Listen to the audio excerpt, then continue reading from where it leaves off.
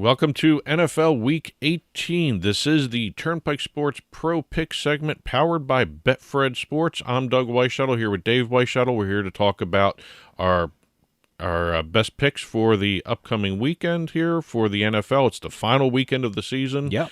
Got Thursday, Saturday, Sunday games. Yeah. No, So actually, I don't know if there's a Thursday night game. I shouldn't have said that. I don't even know. Let me. I can take a look. You know, it's one of those things.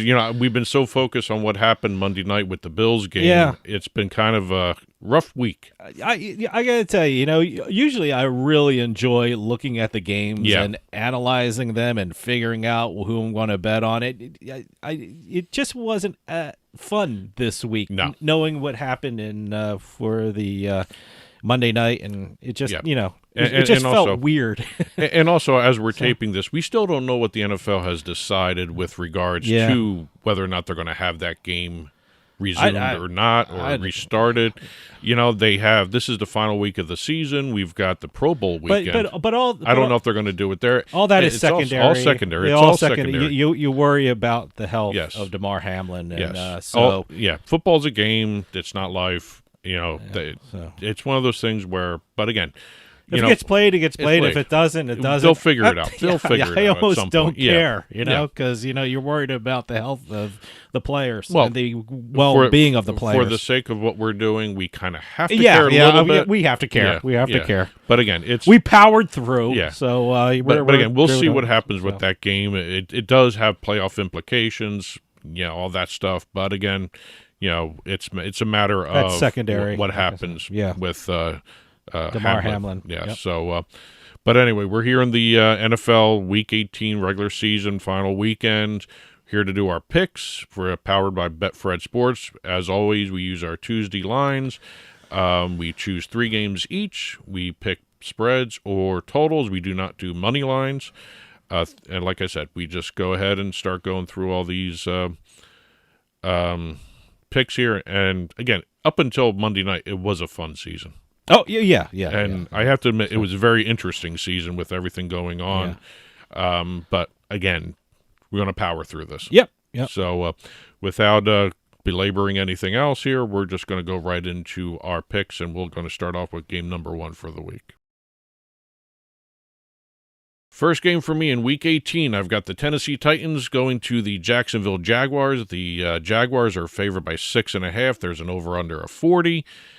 This game was actually slated to be a Sunday game. It got flexed to the Saturday night slot in prime time, so it kind of tells you how good Jacksonville's been playing lately, that they got a prime time slot. I don't think I remember seeing Jacksonville. Which was a little weird. I mean, it's one of those games I'm not going to go out of my way to watch, but, Yeah. But again, it's one of those things where Jacksonville started off so poorly, no one thought they'd be in the playoff position. They actually are playing for playoff seeding more so than playoff position because they're already in the playoffs. Yeah. They're coming into this game on a 6-2 run overall, and over those 8 games, they're 6-1-1 against the spread, 4-0 against the spread in their last 4. They've held the last 2 teams to 3 points each that they played.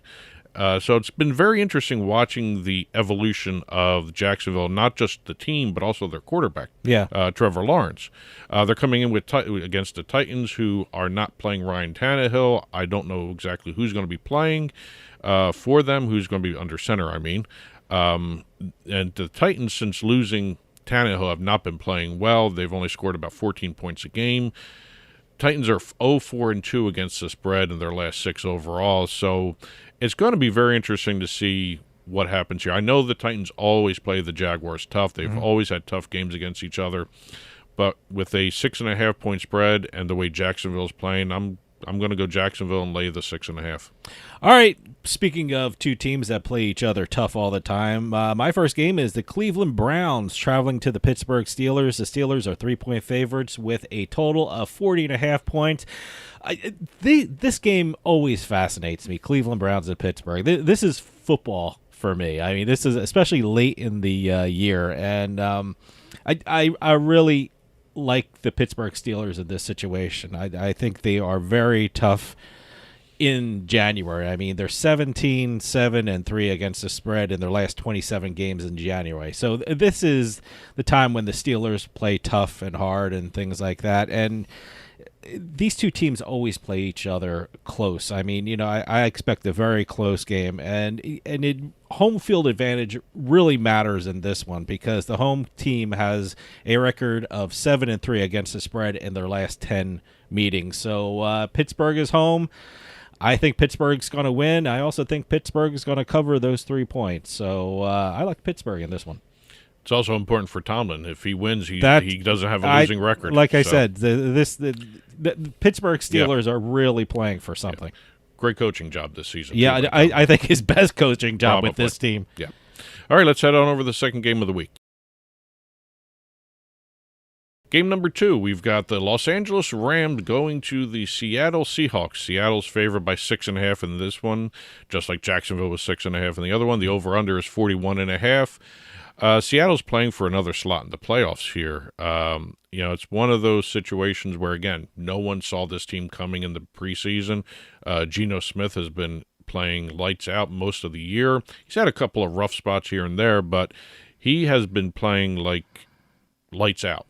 He's one of the best quarterbacks in the league, which is amazing to me. It just tells me how badly he was mismanaged by the Jets when he was there, at the time. So, they're coming in to play. The Rams are coming in. The Rams have underperformed all year. Stafford's out. They're 1-3 against the spread on the road in their last 4 road games. The Rams and the Seahawks, while they're not much better, they're 1-4 against the spread over their last 5 home games.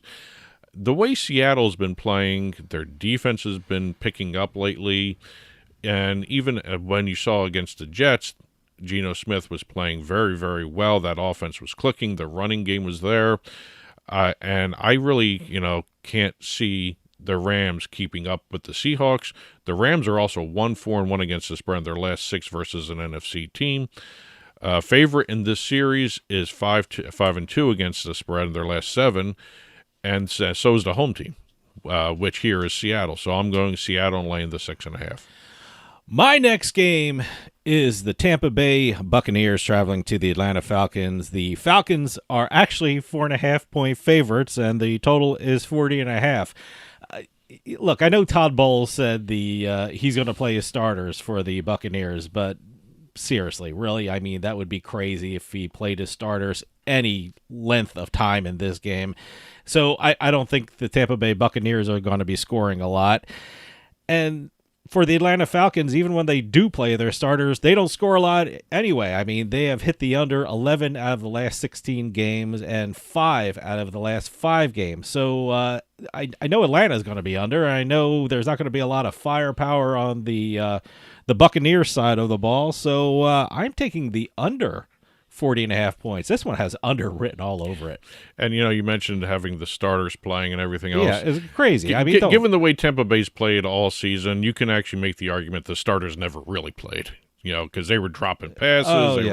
But Brady had his off-field incidents, with his wife and all that. But I just think, I know Todd Bowles came out and said, we're going to start our starter, but he didn't say how long he's going to put him in. But I don't think there's going to be a lot of scoring in this game. There's not a lot of scoring with Atlanta anyway, and given the fact that all the starters on Tampa Bay's side of the ball on offense anyways is going to be probably sat for a good majority of the game. So, let's take the under. All right, let's head on over the last game of our regular season. Last game for me, the New York Giants at the Philadelphia Eagles. Very interesting game. There's a spread of 14 points. The Eagles are favored by 14. That's not a misprint. That's a huge spread. Yeah. And again, I said this earlier in the season. I hate huge spread games, but right now I'm actually kind of curious about this game. There's an over-under of 42.5 as well. Both these teams are in the playoffs. There's really nothing to play for. We've still got Minshew under center. The Eagles do not look good with Minshew under center. I don't know why that is, because he's a pretty good quarterback. They just can't do the same things they do with Jalen Hurts under the center. Tells you how important Jalen Hurts is to this team. Yeah. I'd be interesting to see if I see Jalen Hurts this week. I don't know, think so. But I don't know the extent of the injury. So Who knows? Well, the Giants are 5-1 against the spread in their last 6 overall. The Eagles come into this final game of the year. They're 0-3 against the spread in their last 3. Minshew's 0-2 as the starter of the team. Eagles are hurting defense too. Well, so Eagles are hurting pretty everywhere. banged up. Yeah. So. The Giants are 4-1 against the spread in their last 5 meetings against the Eagles in Philadelphia. And like I said, 14-point spread, everything lining up here in terms of who's playing quarterback. Everybody's hurt. There's really nothing to play for. I think this may actually end up being a close game. I don't know about low scoring or high scoring, but I think this may actually end up being a fun game to watch and seeing a lot of things being thrown in there. But right now, too big a spread. New York Giants plus 14. Well, my last game is the Dallas Cowboys traveling to the Washington Commanders. The visiting Dallas Cowboys are 5.5-point favorites, and the total is 41. The Washington Commanders have been just awful. I mean, Carson Wentz is just throwing the ball constantly to the other team, so it's just absolutely ridiculous. I'm actually shocked that the Dallas Cowboys are only favored by 5.5 points. The Commanders are 1-4 against the spread in their last 5 games against the NFC East, so they don't do very well against the NFC East, and they're 0-4 against the spread in their last 4 games. Compare that to Dallas, who are 20-7 against the spread in their last 27 games against an NFC opponent.